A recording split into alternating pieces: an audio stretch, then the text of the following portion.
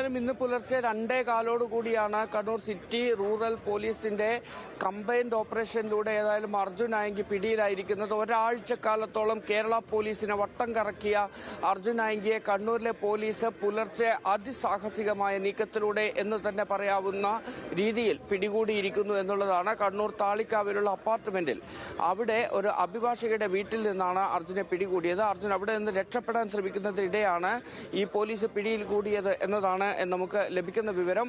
ഏറ്റവും പ്രധാനപ്പെട്ട കാര്യം, കഴിഞ്ഞ 2 ദിവസമായി അർജുൻ കണ്ണൂരിലുണ്ടായിരുന്നു എന്നാണ് മനസ്സിലാക്കുന്നത്.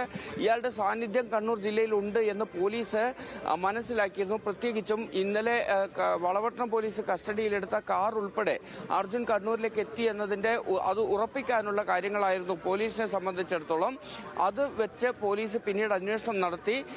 എന്നാൽ കൃത്യമായി ഇയാൾ എവിടെയാണ് എന്ന് മനസ്സിലാക്കാൻ കഴിഞ്ഞില്ല. ഈ തളിപ്പറമ്പിലെ ബാറിൽ കഴിഞ്ഞ 2 ദിവസമായി ഇയാൾ ഒളിവിലുണ്ടായിരുന്നു എന്നൊരു വിവരമുണ്ട്.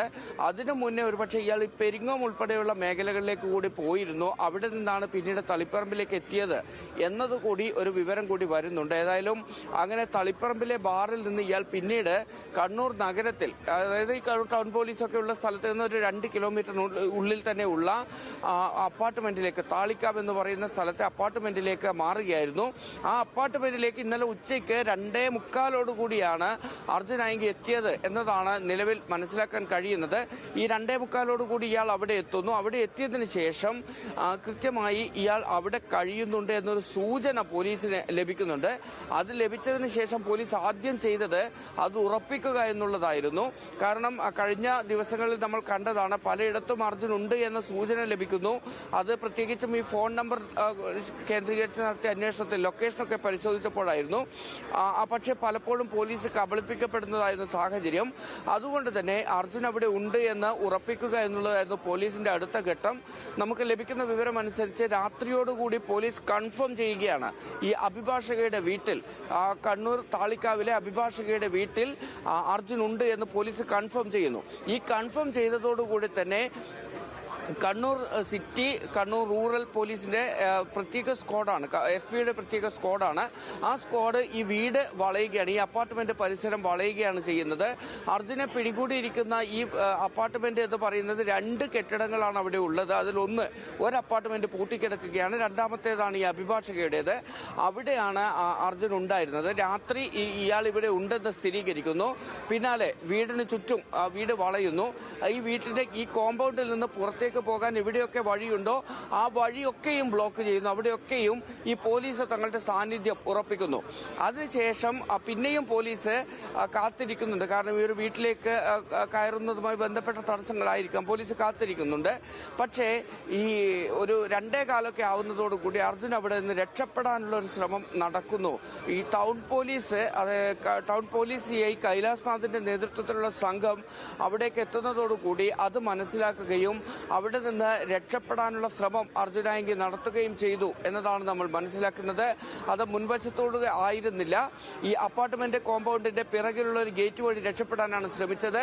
പക്ഷേ അർജുന്റെ ഇതുവരെയുള്ള നീക്കങ്ങളെല്ലാം നിരീക്ഷിച്ചു വന്ന പോലീസ് അവിടെയും കൃത്യമായ സാന്നിധ്യം ഉണ്ടായിരുന്നു. അങ്ങനെ രക്ഷപ്പെടാൻ ശ്രമിക്കുന്നതിനിടെ അർജുനെ പിടികൂടി എന്നതാണ് നമ്മൾ മനസ്സിലാക്കുന്നത്. കമ്മീഷണർ അദ്ദേഹത്തിന്റെ വാക്കുകൾ പറയുന്നത് ഓടിച്ചിട്ട് പിടികൂടി എന്നുള്ളതാണ്. അങ്ങനെ തന്നെ, അതായത് രക്ഷപ്പെടാൻ ശ്രമിക്കുന്നതിനിടെ ഓടിച്ചിട്ട് പിടികൂടി എന്ന് തന്നെ നമുക്കതിനെ കാണാം. മറ്റൊന്ന്, ഈ വളരെ പ്രധാനപ്പെട്ട കാര്യം ഇനിയുള്ളത്, അർജുൻ ആയങ്കി എന്തുകൊണ്ട് ഈ താളിക്കാവിലെ അഭിഭാഷകയുടെ വീട്ടിലേക്ക് എത്തി എന്നുള്ള ചോദ്യം ബാക്കിയുണ്ട്. എന്താണ് ഇവർ തമ്മിലുള്ള ബന്ധം, എന്തുകൊണ്ടാണ് അങ്ങോട്ട് പോയത് തുടങ്ങിയ കാര്യങ്ങളൊക്കെ ഉണ്ട്.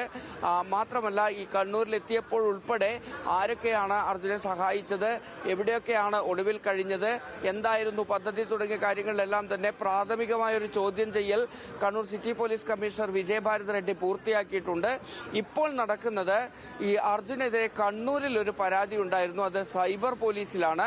ആഭ്യന്തരമന്ത്രിയെ വെല്ലുവിളിക്കുകയും അശ്ലീല ഭാഷ ഉപയോഗിക്കുകയും ചെയ്തതുമായി ബന്ധപ്പെട്ട് കണ്ണൂർ DCC പ്രസിഡന്റ് മാർട്ടിൻ ജോർജ് നൽകിയ ഒരു പരാതിയാണ്.